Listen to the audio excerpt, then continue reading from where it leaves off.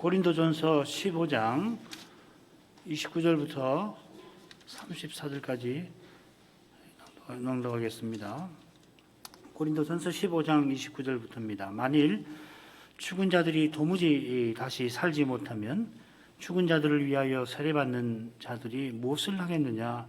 어찌하여 저희를 위하여 세례받느냐? 또 어찌하여 우리가 때마다 위험을 무릅쓰리요? 형제들아, 내가 그리스도 예수 우리 주 안에서 가진 바 너희에게 대한 나의 자랑을 두고 단언하노니 나는 날마다 죽노라. 내가 범인처럼 에베소에서 맹수로 더불어 싸웠으면 내게 무슨 유익이 있느냐? 죽은 자가 다시 살지 못할 것이면 내일 죽을 터이니 먹고 마시자 하리라. 속지 말라. 악한 동무들은 선한 행실을 더럽히나니 깨어 의를 행하고 죄를 짓지 말라. 하나님을 알지 못하는 자가 있기로 내가 너희를 부끄럽게 하기 위하여 말하노라.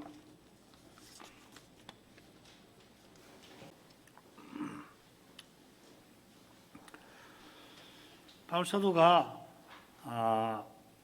고린도에 가서 자기와 함께 하신 하나님 은혜로 그리스도의 부활을 거기 전했고, 고린도 사람들도 그같이 은혜로 믿었다 하면서 이 고린도전서 15장 머릿말을 마쳤죠. 이것은 고린도의 모든 문제를 다루는 이 사도의 심정과 태도를 담아냅니다. 달리 죄의 문제를 풀 길이 없습니다. 이어 사도는 죽은 자의 부활과 직접 관련된 이 두 문제를 직접 다룹니다. 12절부터 34절까지입니다. 첫째 문제는 죽은 자의 부활이 없다는 주장이었죠. 이 주장대로 만일 우리가 장차 그리스도처럼 변화되는 일이 없다고 한다면은 그리스도께서 부활하신 것 아니라 사도가 대답합니다. 부활하신 그리스도는 잠자는 자들의 첫 열매이십니다. 우리도 그리스도처럼 열매로서 그리스도처럼 부활에 이를 것입니다. 우리 모두가 그리스도와 같아지는 그 장래가 얼마나 놀라울지 짐작할 수 있습니다만은 사도는 그 일과 아울러서 마지막이라고 그랬죠. 마지막에 있을 놀라운 일들까지 고린도전서 15장 20절부터 28절에 교훈하고 있죠. 마지막 이후 영광의 날들이 영원히 펼쳐질 텐데 그때 하나님께서 전부 안에 전부가 되실 것입니다. 다가오는 이 영광에 비추어서 사도가 고린도 교회의 현실을 생각하는 것입니다. 사도의 거룩한 마음에서 누추한 현실의 슬픔과 다가오는 영광의 기쁨이 교차되는 순간순간 그의 마음에는 십자가 지시고 부활하신 그리스도만 가득하셨을 것 같습니다. 죽음 같은 고난을 맛보는 순간순간 이 부활의 능력이 그에게 나타났을 겁니다. 둘째 부분의 그 셋째 단락 두 번째 문제죠. 한번 보십시다. 29절에 사도가 문제를 제기를 합니다. 그리고 30절부터 32절까지는 사도의 고난과 자랑에 관해서 이야기를 하고 마지막으로 제기된 질문에 비추어서 사도가 권면을 하는데 신자가 깨어 있어야 된다 하는 겁니다. 새로운 문제를 제기하는데 죽은 자를 위한 세례입니다. 이 문제는 2000년이 지난 오늘날 우리에게는 석연치 않은 것입니다만은 잘 몰라요. 온갖 해석이 주석책이나 바울 신학계에 제출되어 있습니다만은 아직도 아무도 모릅니다. 왜 이런 것이 생겼을까? 그러나 줄거리를 보면 사도가 왜 이 문제를 제기했는가? 고린도에서 문제가 제기됐으니까 다루는 이유와 목적이 무엇인지를 분명하게 알 수 있을 것 같습니다. 사도가 이 부분 한가운데서 자신의 고난과 자랑을 강조하면서 신자도 자기처럼 깨어서 의를 행하라고 권면하죠. 이런 강조점에 비추어서 우리에게 낯선 이 죽은 자를 위한 세례가 뭔가를 살피면 좋을 것 같습니다. 문제 제기 29절 번역을 좀 고쳐볼게요. 한번 들어보십시오. 그렇지 않다면 죽은 자들을 위하여 세례받는 자들이 무엇을 하게 되겠습니까? 만일 죽은 자들이 다시 살지 못하면은 어찌하여 그들이 저희를 위하여 세례받는 것입니까? 아쉽게도 우리 한글 개역 성경의 번역자들 참 번역을 잘하십니다만은 여기서는 두 개의 의문문을 섞어 놓았습니다. 사도는 죽은 자들이 다시 살지 못하면 하고서 계속 죽은 자의 부활이 없다고 하는 거짓 교훈을 다루고 있다는 것을 강조를 하죠. 그래서 이 강조점 앞뒤로 이 죽은 자들을 위한 세례의 내용이 앞뒤로 나옵니다. 이런 줄거리를 고려하면은 이 죽은 자들을 위하여 세례받는 자들은 죽은 자들이 다시 살지 못한다, 죽은 자들이 부활이 없다고 주장하는 자들 같아요. 이 29절 이 부분은 그렇지 않다면 이렇게 시작됩니다. 만일 정도가 아니고 그렇지 않다면, 그러니까 이제 둘째 문제가 앞서 20절부터 28절에서 교훈한 것과 붙어 있다는 이야기였죠. 그리스도가 부활하셔서 재림 때 위대한 사건들이 일어날 것이고 마침내 마지막에 와서 영원한 날들이 이후로 쭉 펼쳐질 텐데, 그래 그때가 되면은 하나님이 만물 안에서 전부가 되실 겁니다. 이런 영광스러운 사실이 기다리고 있어서 지금 우리가 여기서 이러한 방식으로 이 고난받으며 살아가는 겁니다. 30절부터 32절에 기록된 대로 사도처럼, 고난받는 사도처럼 우리가 지금 고난 가운데 살아가는 그 보람과 의미가 궁극적으로는 다가올 영광스러운 날들에 있는 겁니다. 주께서 이 영광의 미래를 향하여서 일하고 계시니까 지금 우리가 눈물 흘리면서 웃을 수 있습니다. 그런데 만일 영광의 미래가 없다고 한다면은, 장차 위대한 사실들이 없다면은, 영광의 날들이 없다고 한다면은, 그렇지 않다면은 하고서 사도는 새로운 문제를 제기를 합니다. 그 문제는 죽은 자들의 부활이 없다고 하는 사람들이 무엇을 행할 것인가, 어떻게 살아가게 되는 것인가 하는 겁니다. 사도는 그들을 가리켜서 죽은 자들을 위하여 세례받는 자들이라 부릅니다. 말씀드린 대로 죽은 자들을 위하여 세례받는 것은 별의별 해석이 다 있지만은 산 사람이 죽은 사람을 대신하여 세례를 받는 관행으로 보입니다. 29절에 죽은 자들이 이 세 번이나 나오는데 거기 보면 뭐 죽은 사람, 죽은 신자지요. 그런데 사도가 이 관행을 하나님의 모든 교회에서 받아들일 규례로서 인정하고서 다루느냐 하는 겁니다.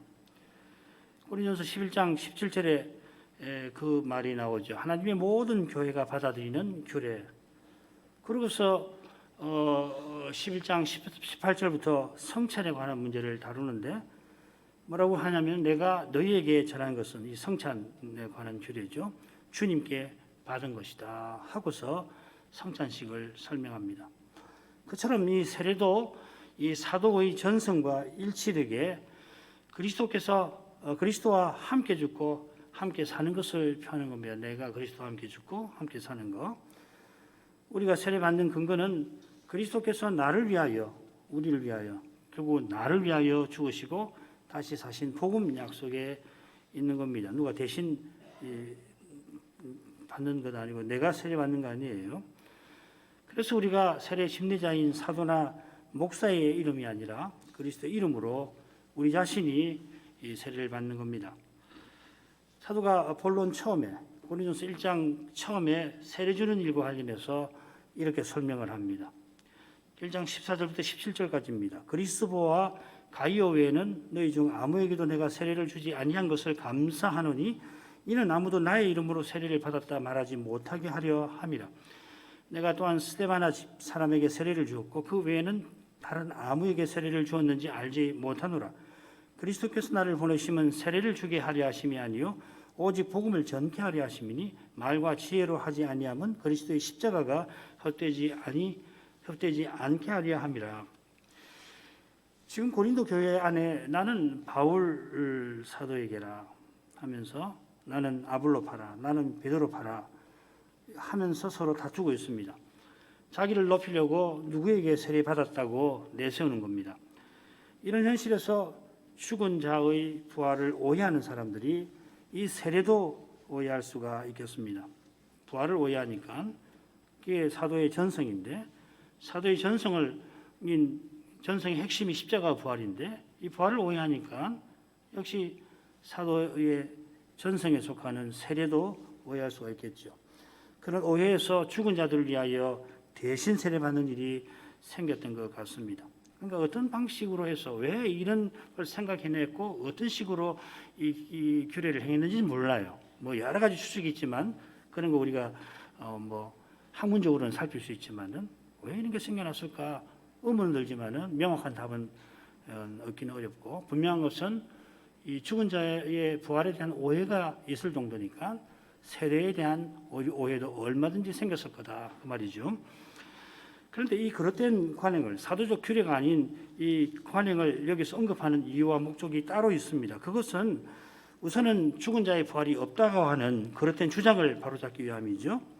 특별히 이런 주장을 줬던 사람들이 현세의 쾌락을 조차 방탕하게 살아가는 것을 지적하고 거기서 돌이켜서 부활하신 그리스도를 믿는 신자답게 고난받는 삶으로 영광에 나아가도록 권면하기 위함입니다. 그러니까 이 관행 자체는 전체 논의에서 핵심이 아닌 거죠. 언론 읽으면은 사도가 이런 관행을 허용하는 것 같은 느낌을 받을 수가 있습니다만은 사도는 죽은 자의 부활을 인정하지 아니하는 사람들이 죽은 자를 위하여 대신 세례받는 데에서 그들의 모순적인 태도를 지금 그들의 삶에 심각한 문제가 있다는 것을 그리스도를 본받아 자기 십자가를 지고 살아야 하는데 정반대로 살고 있다는 것을 지적하는 것입니다. 바로 그런 모습이 실제 생활에 나타난 것이죠. 가령 그들이 금욕적인 삶을 살라고 주장합니다만은 결국은 방탕한 삶을 살게 될 것입니다. 또 살고 있을 것입니다. 그리스도의 부활을 믿는 참된 믿음은 그리스도의 생명을 살아내는 거룩한 삶으로 이어집니다. 거룩한 삶은 사도와 같이 고난 가운데서 거룩한 사랑을 실천하는 것입니다. 이것은 오직 부활하신 그리스도께서 믿는 우리 안에 성신으로 살아계셔서 친히 말씀을 통하여 이루어 내시는 결과입니다. 주님은 게다가 신자의 거룩한 삶을 통하여 마지막에 있을 위대한 일들을 이루어 나가고 계십니다. 그처럼 그리스도의 부활을 바로 깨닫지 못해서 죽은 자의 부활이 없다 하는 사람들에게는 거룩한 삶이 나올 수가 없습니다. 거룩한 삶이 나오지 않으면 그러면 거룩한 사랑이 없는 건데 교회가 거룩한 일치를 이룰 수가 없고 거룩한 일치를 이루지 못하는 교회가 거룩한 사명을 행할 수가 없습니다. 교회가 그런 형편에 처하면은 세상 정신이 교회를 장악해 해서 서로 다투는 일이 필연 발생할 겁니다. 부활하신 주님이 성신과 말씀으로 친히 다스려 주시는 그 사실을 바라보지 아니하면은 사람의 깨와 힘을 의지하는 일이 생길 것입니다. 우리의 구원과 소망은 부활하신 그리스도께 있습니다. 이 분명한 사실을 늘 깨닫고 그래서 겸손하여서 이 그리스도를 바라보는 그 교회와 신자를 통하여 그리스도는 이 순간에도 거룩한 능력을 나타내십니다. 제 영광의 미래를 향하여서. 두 번째 부분 읽겠습니다. 또 어찌하여 우리가 때마다 위험을 무릅쓰리요. 형제들아 내가 그리스도 예수 우리 주 안에서 가진 바 너희에게 대한 나의 자랑을 두고 단언하노니 나는 날마다 죽노라. 내가 범인처럼 에베소에서 맹수로 더불어 싸웠으면 내게 무슨 유익이 있느뇨. 30절과 32절 상반절에 자기가 경험한 죽음의 위험, 경험을 이야기하는데 그 중간에서 자기의 자랑을 언급합니다. 사도의 자랑 역시 나는 날마다 죽는다는 것이고 그 고백이죠. 그러니까 죽음의 경험이 앞뒤로 나오고 중간에 죽음의 자랑이 죽음에 대한 고백이 나옵니다. 사도가 또 어찌하여 하면서 자기의 경험을 들어서 죽은 자가 다시 살지 못한다는 거짓 주장을 바로 잡으려 합니다. 죽은 자의 부활이 없다면 굳이 이 몸으로 고난받아야 할 까닭이 없지 않느냐 하는 것입니다. 요컨대 부활하신 그리스도를 참으로 믿는다면 사도와 같이 고난받지 않을 수 없다는 겁니다. 특별히 고린도후서에서 잘 배울 수 있는데 4장 10절 11절을 인용하겠습니다. 우리가 항상 예수 죽인 것을 몸에 짊어지면 예수의 생명도 우리 몸에 나타나게 하려 함이라. 우리 산자가 항상 예수를 위하여 죽음에 넘겨오면 예수의 생명이 또한 우리 죽을 육체에 나타나게 하려 함이니라. 여기 사도는 그리스도를 믿는 믿음을 예수님을 위하여 사는 삶으로 표현합니다. 예수님을 위하여 사는 삶은 예수님의 생명을 나타내는 삶입니다. 예수님의 생명을 나타내지 않고 예수님을 위할 도리가 없습니다. 예수님을 위한다 하면서 사람의 꾀와 힘을 의지하는 것은 결국 예수님을 대적하는 겁니다. 우리가 예수님을 위하는 유일한 길은 예수님이 주신 그 생명을 받아서 그 생명을 살아내는 데 있습니다. 이것이 참된 신앙과 우리가 넓게 말하는 자유주의적인 교리와 다른 점이에요. 이게 얼마나 다른지 모릅니다. 그런데도 이걸 얼마나 비슷한 걸로 오해하는 경우가 참 많아요. 실제로는 예수 그리스도의 십자가와 부활을 역사적 부활과 십자가와 역사적 부활을 믿습니다 하지만은 실제 생활은 어떤가? 교회가 목표라는 것은 뭔가? 그 자유주의자들이 하는 거하고 비슷하거든요. 심지어는 자유주의자들이 이미 했던 일을 뒷북치듯이 따라가면서 하는 거거든요. 성경을 해석하는 데서 마찬가지입니다. 일종의 그 리트머스 시험지 같은 것이 뭐냐면 마태복음 25장에 나오는 양과 염소의 비유를 해석하는 겁니다. 그 해석을 어떻게 하는가를 보면 이 사람이 바른 신앙을 갖고 있구나. 신학자라도 이 사람이 신학에 문제가 있구나 하는 걸 알 수가 있어요. 아주 쉬운 말로 하신 비유지만은 근데 그 중요한 말을 빼뜨리거든요. 여기 있는 내 형제 중 지극히 작은 자 하나에게 한 것이 곧 내게 한 것이라. 이 한 말씀을 제대로 이해하느냐 하지 않냐에 따라서 굉장히 달라져요. 그리스도를 본받아 살아야 되는데 예수님을 본받아 살아야 되는데 그 길은 하나입니다. 부활하신 그분에게서 생명을 받아야 하는 겁니다. 받아서 그걸 살아내는 거, 내므로 본받는 거지. 그러지 않고 예수를 본받으면 본받을수록 예수님을 대적하는 것이 된다는 겁니다. 우리에게 예수님의 생명이 나타나는 유일한 길은 뭐냐면 우리가 예수 죽인 것을 몸에 짊어지는 것, 예수를 위하여 죽음에 넘겨지는 것입니다. 주님을 위하여 죽음의 고난을 당하는 것, 주님의 남은 고난을 몸에 채우는 것입니다. 여기 죽음이라는 말이 멋진 말이지만은 그렇게 낭만적으로 받아들일 말 아니죠. 죽음을 맛보는 거예요. 정말 죽음의 고통을 느끼는 것이거든요. 주님을 위하여 죽음의 고난을 당하는 것, 남은 고난을 채우는 것. 주님처럼 하나님 뜻대로 행하면 십자가로 나가신 주님처럼 고난을 당합니다. 사도가 무릇 그리스도 예수 안에서 경건하게 살고자 하는 자마다 핍박을 당하리라 하지 않습니까? 하나님을 거슬러 행하는 세상에서 하나님을 순종하는 사람은 필연 미움과 오해를 받습니다. 자기밖에 모르는 세상에서 참으로 사랑하는 사람은 상대에게 부서지는 아픔을 반드시 겪어야 합니다. 이것이 예수님을 위하여 죽는 거고 예수님의 죽음을 살아내는 것입니다. 그래서 사도는 31절을 시작하면서 날마다 내가 죽습니다 이렇게 선을 합니다. 제가 번역을 좀 고쳐보겠습니다. 나는 날마다 죽노라 형제들아. 이 말이 있기도 하고 없기도 합니다. 사본에 따라 다릅니다. 내가 그리스도 예수 우리 주 안에서 가진 바 너에게 대한 나의 자랑을 두고 맹세하노니. 이 표현은 사도가 기꺼이 고난받는 태도를 표시합니다. 죽은 자의 부활이 없다면 어떻게 때마다 위험을 무릅쓰리요 하고 표현했습니다마는 어쩔 수 없이 고난 당하는 것이 아니라 오히려 기꺼이 고난을 겪는다 하는 겁니다. 그리스도를 위하여 죽는 그것이 그리스도의 생명을 살아내는 것이므로 그리스도의 생명을 살아내려면 그리스도를 위하여 죽어야 하므로 사도는 고난받는 삶을 기꺼이 받아들입니다. 사도가 날마다 기꺼이 죽는 이유가 있습니다. 그게 바로 이어나오는 표현입니다.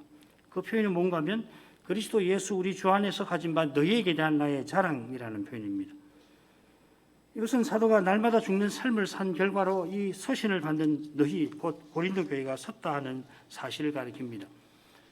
그리스도 예수께서 사도의 고난을 통하여 그리스도의 교회를 세우셨습니다. 앞서 인용한 고린도 후서 4장 12절에 똑같은 말씀이 나옵니다. 그런즉 사망은 우리 안에서 역사하고 이 우리란 말은 사도를 가리키는 겁니다. 나 안에서 내 안에서 역사하고 생명은 너희 안에서 하느니라. 사도가 그리스도를 위하여 고난을 받은 결과 그리스도의 생명이 고린도 교회에서 역사하였다 하는 것입니다. 우리가 믿음으로 행한 결과 오해받고 미움받을 때 예수의 죽으심을 기억하면서 말씀대로 참으로 사랑하려 한다면은 혹 우리가 마땅히 사랑할 만큼 사랑하지 못한다 하더라도 그러니까 괴로움이 마음에 가득할지라도 주님은 이 미약한 우리를 통해서 우리의 그 슬픔을 통하여서 주님의 교회에 주님의 생명이 역사하게 하실 것입니다. 어떤 방식으로 주님께서 행하실지 다 알지 못합니다만은 솔직하게 말씀드리면은 실은 우리 보기에는 주님께서 행하시는지조차 알기 어려서 너무 힘듭니다만은 그러나 주님은 틀림없이 고난받는 신자들을 통하여 하나님의 뜻을 이루실 것입니다. 주님의 부활 생명이 나타나게 하실 것입니다. 바로 그 생명이 문제의 원인인 죄를 없이 하고 저로 말미암은 죽음을 이긴 그 생명인 것입니다. 사도는 이어서 에베소의 경험을 언급합니다. 에베소에서 맹수로 더불어 싸웠다 했는데 이것은 맹수 같은 이 사람들과 더불어 싸운 것을 가리킬 겁니다. 로마 시민이니까 바울 사도가 원형 경기장에서 사자와 싸웠을 리가 만무할 뿐만 아니라 문맥을 봐서도 그런 해석은 자연스럽지 못합니다. 지금 사도가 에베소에서 이 서신을 보내는데 에베소의 어떤 사람들이 사도에게 죽음의 고통을 안겨줄 만큼 사도를 핍박한 걸 가리킵니다. 사도행전 21, 22장을 보면은 특별히 에베소에서 온 그 유대인들, 아시아에서 온 유대인들이 예루살렘에서 사도를 얼마나 죽이려고 했는지 잘 드러나죠. 그와 비슷한 일들이 이미 이 에베소에서 사도에게 일어났던 것입니다. 그러나 사도는 그들과 싸우면서 범인처럼 즉 한낱 사람으로 싸우지 않았다 합니다. 에베소에서 사역할 때에 처음 석 달 동안 사도가 유대인의 회당에서 복음을 전하니까 많은 유대인들이 믿었습니다. 그랬더니 반대하는 유대인들, 바리새파죠. 그들이 강팍해져서 사람들 앞에서 바울이 전하는 도를 비방하였습니다. 자기가 믿는 진리가 참되다면은 사람들 앞에서 비방할 거 없잖아요. 만나서 뭐가 하나님 말씀에서 가르치는 건가 묻기도 하고 답하기도 하고 설득하기도 하고 설득 안 되면 할 수 없는 것이 어떡하겠어요. 그러나 사람들 앞에서 비방하는 거 그런 짓은 안 하는 것이죠. 그러나 사도는 비방하는 그들과 싸우지 않고 그들을 떠나 제자들을 따로 세우고 두란노 서원에서 유대인과 헬라인에게 복음을 힘써 전하게 됩니다. 그 결과가 어떤지 잘 아시지요. 많은 사람이 마술하는 관행에서 이 악한 관행에서 돌이켜서 하나님께로 나왔습니다. 실로 큰 유익이라고 할 만큼 좋은 결과가 생겼습니다.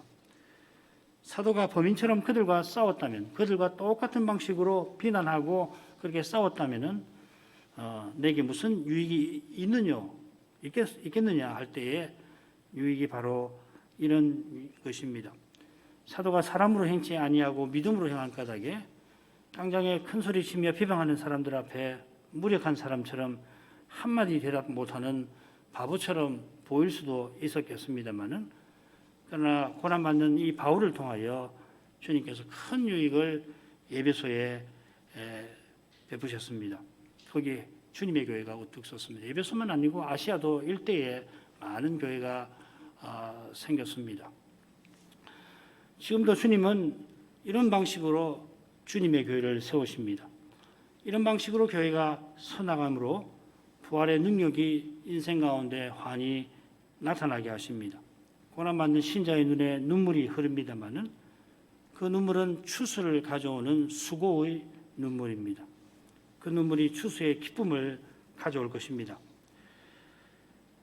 마지막 부분 보죠. 32절 하반절부터 34절. 죽은 자가 다시 살지 못할 것이면 내일 죽을 터이니 먹고 마시자 하리라. 속지 말라. 악한 동무들은 선한 행실을 더럽히나니 깨어 의를 행하고 죄를 짓지 말라. 하나님을 알지 못하는 자가 있기로 내가 너희를 부끄럽게 하기 위하여 말하노라. 29절에 이어서 다시금 죽은 자가 다시 살지 못할 것이면 합니다. 이 부분에서도 고린도 교회의 근본 문제를 다루고 있음을 시사합니다. 일부 고린도 교인들이 주장하는 대로 장차 육신의 부활에 이르는 일이 없다면은 그러면은 참된 소망과 목표를 상실한 채로 쾌락을 추구하는 삶을 살 수밖에 없습니다.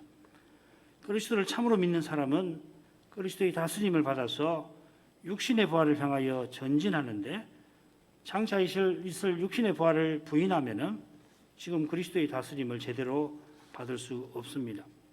연약한 인생은 누구라도 쾌락을 좋아하지 고통을 좋아하지 않습니다. 육신의 부활이 없다는 사람들이 금욕적인 삶을 살려고 하지만은 그런 태도로는 우리 안에서 끓어오르는 죄악된 욕망을 결코 이길 수 없습니다. 잠시 누를 수는 있을지 모르지만은 누른 만큼 오히려 더 폭발해 가지고서 욕망이 터져 나올 것입니다. 그게 무서운 거죠. 더러 비상한 정신력으로 금욕을 실천하는 종교가들이 있기는 합니다만은 그런 금욕을 통하여서 실은 정신적인 즐거움, 성취감을 누리니까 그런 동안 그렇게 할 수가 있고 대부분의 사람들은 힘들어서 중도 포기합니다. 타락한 사람 안에 있는 죄가 하나님의 법도 이용해서 각종 탐욕을 일으키기 때문에 남보다 뛰어나고자 하는 이 교만은 탐욕의 수렁에 떨어지게 만듭니다. 죄를 이기는 길은 자기가 죄인임을 깨닫고서 겸손히 하나님 은혜를 의지하는 데에 있습니다. 우리가 의지하는 그 그리스도가 신이 우리를 죄에서부터 건져주시고 우리를 통하여 죄를 이기시는 것입니다. 그처럼 우리가 겸손히 주님을 의지할 때 주님께서 우리의 삶을 영광의 목표로 인도해 주십니다. 이제 사도가 고린도 교회의 권면의 말씀을 전합니다. 내일 죽을 터이니 먹고 마시자 하는 이 쾌락주의적인 주장에 속지 말라 합니다. 실은 이런 쾌락적인 태도를 가져오는 그릇된 교훈, 신자의 육신의 부활이 없다 하는 교훈에 속지 말라 하는 겁니다. 악한 동무들은 선한 행실을 더럽힌다 했는데 이게 3, 4세기 극작가 이 메난드로스라는 사람의 글에서 온 것이라 학자들이 주장합니다만은 자문에 이런 비슷한 내용 많죠. 악한 동무들은 틀림없이 죽은 자의 부활이 없다고 주장하는 자들이고 그런 그릇된 주장을 따르다가 쾌락을 추구하며 방탕한 삶을 사는 사람들일 겁니다. 성도의 교제는 오직 참된 교훈 안에서만 이루어집니다. 참된 교훈을 깨달아서 믿음으로 서로를 대할 때 서로 좋은 동무가 될 수 있습니다. 참된 믿음으로 부활하신 주님의 생명을 살아내는 데에서 선한 행실이 나오고 선한 행실로 주님의 생명을 주고받는 거룩한 사귐이 이루어집니다. 이 거룩한 사귐이 교회의 본질입니다. 이런 사귐은 하나님을 아는 예배를 중심으로 이루어지는데 교회에 있는 이 악한 동무들은 하나님을 알지 못하는 자입니다. 우리가 하나님을 가까이 하는 예배를 통해서 예배에서 거룩하신 하나님의 영광을 봄으로써 거룩한 삶을 살 수 있습니다. 그러므로 선한 행실을 더럽히는 악한 동무들은 하나님을 알지 못하는 이 영광을 뵙지 못한 자들입니다. 그들은 은사를 자랑하면서 감히 예배도 무질서하게 만듭니다. 예배에서 하나님의 영광을 보는 사람은 두려워서 감히 그렇게 못하는 겁니다. 하나님의 거룩하신 영광을 뵀는데 예배를 그렇게 무질서하게 만든다. 세상에 겁이 없어도 그렇게 없을 수가 있을까? 하나님의 거룩한 의미를 못 봐서 그런 거거든요. 그 마음이 그렇게 돌아가는 거거든요. 사도는 하나님을 알지 못하는 자가 있다는 사실을 들어서 깨어있으라 죄를 짓지 말라고 권합니다. 사역을 계속해 죄송한데 마땅히 깨어있으라 죄를 짓지 말라. 어떤 이들이 하나님을 알지 못함이라. 하나님을 알지 못하는 이들이 부활이 없다는 거짓 교훈을 퍼뜨리는 사람들인데 우리 인생이 얼마나 연약한지를 잘 아는 사도는 이런 이들이 고린도 교회에 있다는 사실에 근거하여서 마땅히 깨어 있으라 권하는 겁니다. 정신을 차리고 깨어 있지 않으면은 누구라도 거짓 주장에 빠져서 하나님과 거룩한 사귐에서 떨어지고 그래서 방탕한 생활을 할 수 있는 것입니다. 그런 까닭에 사도가 깨어 있으라 하고 죄를 짓지 말라 단단히 주의하는 것입니다. 특별히 이 깨어 있으라는 말은 재림과 관련해서 사도가 늘 쓰는 표현이에요. 이건 이제 다음 시간에 살필 내용과도 이어질 것입니다. 이런 권면은 그때만 아니라 지금도 꼭 필요합니다. 교회 복음이 순수하게 전파되고 있더라도 우리가 마음을 놓아서 안 될 겁니다. 자기도 모르는 사이에 마음이 교만해져서 우리는 아무 문제 없다 헛된 자부심에 빠질 수가 있습니다. 그렇게 되지 않으려면 언제든지 겸허한 태도로 말씀 앞에 서야 합니다. 말씀의 거룩한 빛 가운데서 주님의 교회가 그리스도로만 행하는가, 그리스도의 인격과 사랑이 우리에게서 드러나는가 투철하게 살피고 그렇게 살피면 틀림없이 우리의 연약과 부족과 실수, 죄가 드러나는데 그것을 회개하는 태도를 취하게 될 것입니다.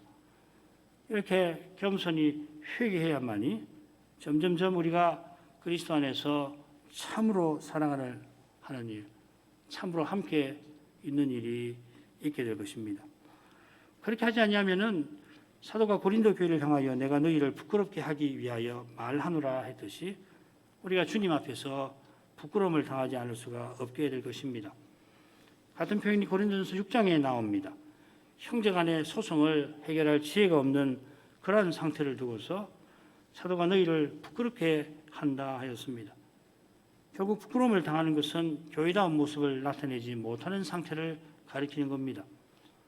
부활하신 주님께서 거룩한 교회를 세우시는 일을 중심으로 하나님의 뜻을 이루어 나가시는 그 사실을 생각하면은 교회다운 모습을 나타내지 못하는 상태, 이게 결코 작은 일이 아니에요. 해결책이 없으면 모를까. 있는데도 그 해결책을 좋지 않는다면은 얼마나 부끄러운 일인지 모릅니다. 그걸 늘 당하니까 뭐 그런가 보다. 뭐 다 그렇지 뭘. 그렇게 해서는 안 돼요. 한 사람이라도 이것은 아니다. 하나님 말씀 비춰서 아니면 아닌 것이에요. 아닌 것은 아니라고 그렇게 해야지. 만연되어 있으니까 뭐 다 그런가 보다. 말씀에나 있지 현실은 뭐 별 수 없지 않는가. 그렇게 해서는 안 되는 거예요. 아닌 건 아니라고 하는 것이에요.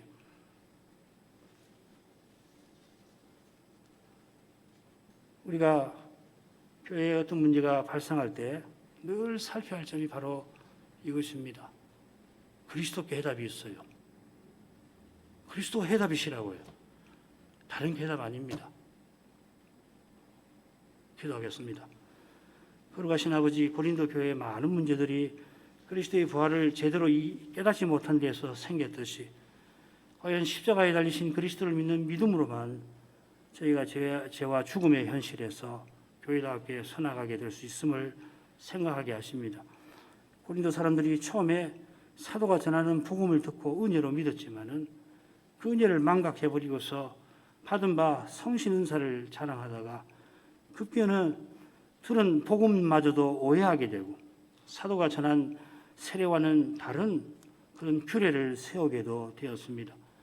이러한 데서 우리 안에 있는 죄가 얼마나 두려운지 잘 알게 됩니다. 날마다 그리스도의 공유를 의지하지 아니하면은 어떤 교회라도 고린도 교회처럼 많은 문제의 수렁에 떨어지고 말 것이고 신자도 죄의 그 현실에서 그 진흙탕 같은 현실에서 허우적거리고 말 것입니다.